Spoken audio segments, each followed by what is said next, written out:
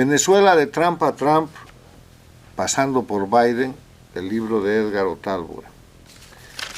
Es una cronología histórica de 4 años y un poco más, unos meses, de cómo la política exterior de la potencia más importante del mundo puede cambiar dramáticamente. Respecto a un tema que es de interés fundamental para Estados Unidos, porque les quiero recordar que la política exterior no es sino la extensión de la política interna para proteger y beneficiar los intereses de un país. La política exterior no es caridad, la política exterior no es filantropía, la política exterior es interés. Y para hacer un breve recorrido de la política exterior de los Estados Unidos para con Latinoamérica, recordemos que la Guerra Fría terminó el año 91 y ahí se acabó la polarización del comunismo con el capitalismo, ganó el capitalismo. Toda la década del 90 fue una década de optimismo democrático y estuvo marcada por la primera cumbre de las Américas, que fue seguida de otras cumbres, que llevaría a la aprobación de la Carta Democrática Interamericana y que marca una política exterior de Estados Unidos, que se acaba con los ataques terroristas del 11 de septiembre del 2001, donde empieza una política exterior más bien difusa y errática, donde Estados Unidos abandona Latinoamérica y sus compromisos, que estaban marcados por la primera cumbre de las Américas, que no eran otra cosa que el desarrollo sostenible, el libre mercado, el respeto a los derechos humanos, la lucha contra el narcotráfico, la búsqueda de mercado común en toda la región y otros aspectos. El último plan serio de lucha contra el narcotráfico en sociedad con Estados Unidos es el Plan Colombia. Pero agotado el Plan Colombia, no hay más posibilidad de luchar contra el crimen en este espacio que conocemos como las Américas, porque Estados Unidos se había retirado. Y en ese escenario vemos que el libro nos presenta, vislumbra hasta junio, julio de este año, lo que es la nueva política exterior de los Estados Unidos. Estados Unidos acaba de estrenar una política exterior, no solamente para el mundo, sino específicamente para América, para las Américas. Y esa política exterior está basada, como tiene que ser, en este caso, en su seguridad nacional, en su interés nacional. Y la nueva política exterior de los Estados Unidos está señalando un cambio geopolítico importantísimo, porque prioriza como eje de confrontación la descripción y la identificación de un enemigo que se llama narcoterrorismo. Narcoterrorismo que se ha apropiado de poder político en la región, que controla gobiernos, que controla países, que controla territorios, y que al controlar esos gobiernos se beneficia de privilegios, inmunidades y posiciones que corresponden a las esferas del poder político y democrático. Y empieza con Venezuela. ¿Por qué? Porque Venezuela es la principal plataforma de esa expresión narcoterrorista a través del cartel de los soles, debidamente identificado y documentado, que está liderado por la gente que detenta el poder en Venezuela. Nicolás Maduro, 50 millones de dólares por su captura, Diosdado Cabello, 25 millones, Padrino López, otros 25 millones, que son la punta del iceberg de un sistema transnacional que está más allá de Venezuela. Y hay ahora algo que forma parte, sin duda, de la nueva política exterior de los Estados Unidos, pero que en este momento no se dice, o se dice poco, pero que nosotros tenemos que presentar. La identificación del enemigo a través del narcoterrorismo comprende todo un sistema que en el siglo XXI representó la expansión de la dictadura de Cuba.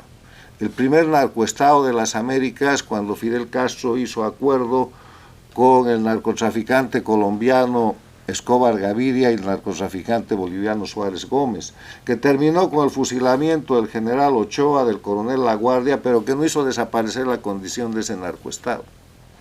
El narcotráfico es demasiado buen negocio para que no se maneje. Les quiero recordar que en el curso de los 10 años pasados 2 buques que salieron del puerto del Mariel en diferentes fechas fueron interceptados en Panamá, y en uno se descubrió cerca de 5 toneladas de cocaína y en el otro cerca de 20 toneladas de cocaína.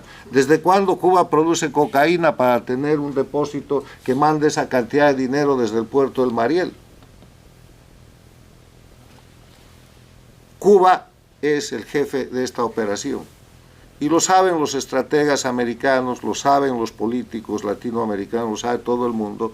Y lo que se presenta ahora en Venezuela es el quiebre del punto más importante de ese ejercicio criminal.